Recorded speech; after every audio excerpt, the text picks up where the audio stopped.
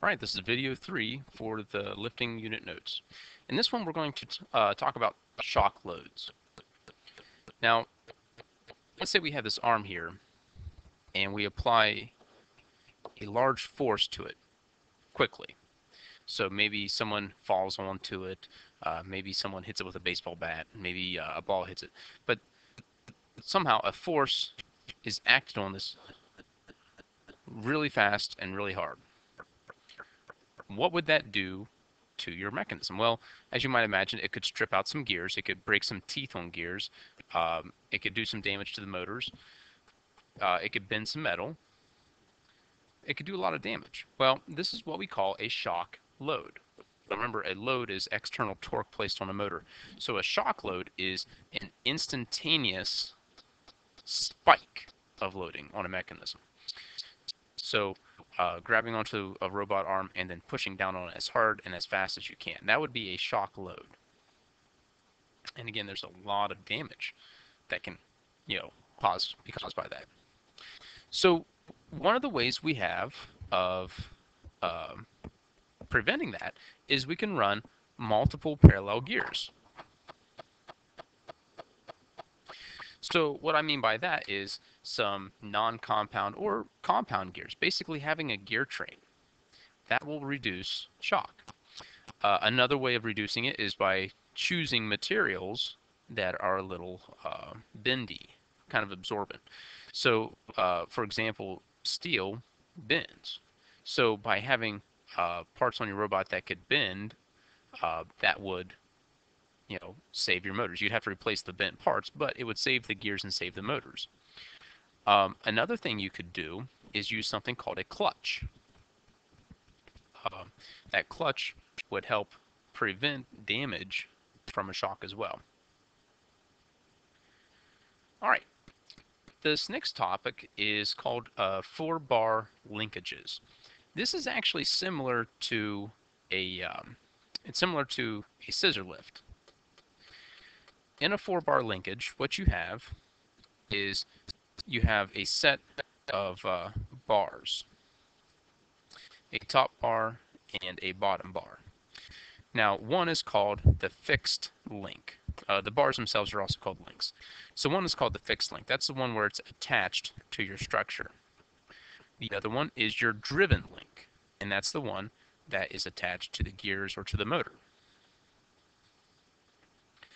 And some nice things about them is, if you have like a platform,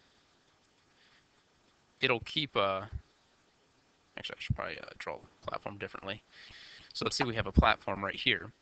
Notice how this platform stays nice and parallel to the ground as it's being driven up. Now I actually built one of these as a demonstration piece. I put multiple links in it. So here's a version of mine. So here's where it's completely down. And notice for mine, the top bar right here is the driven, and the bottom bar, which I believe is down here, is my fixed link. You can go in different configurations. Now when I apply power, it sweeps up.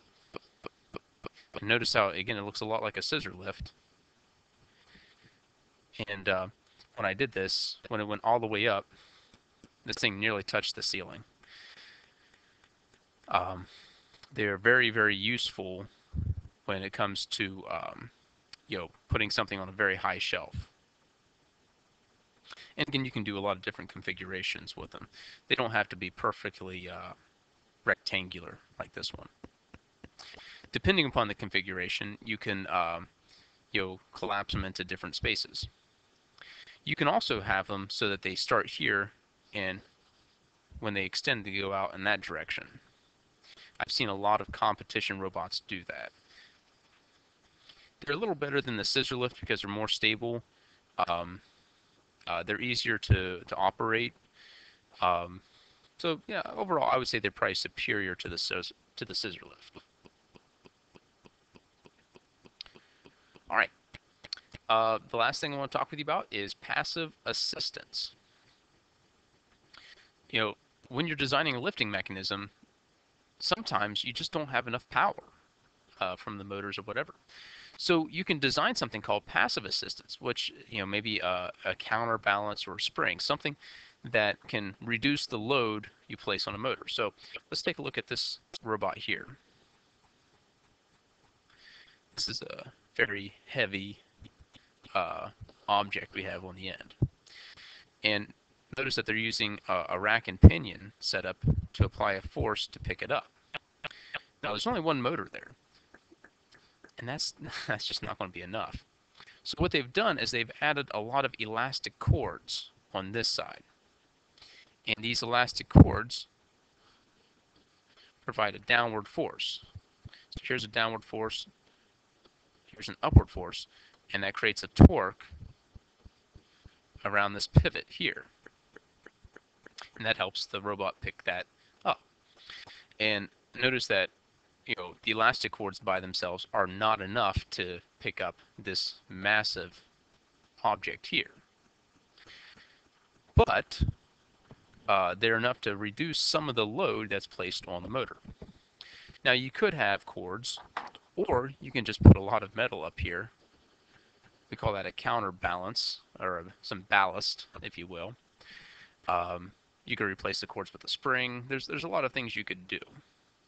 But they would help assist this motor in picking up that load. We see these in garage doors all the time. There's an electric motor, which is the garage door opener, but there's also these springs. And the springs help by adding this passive assistance that help the electric motor pick up the garage door. All right, that concludes this unit on lifting.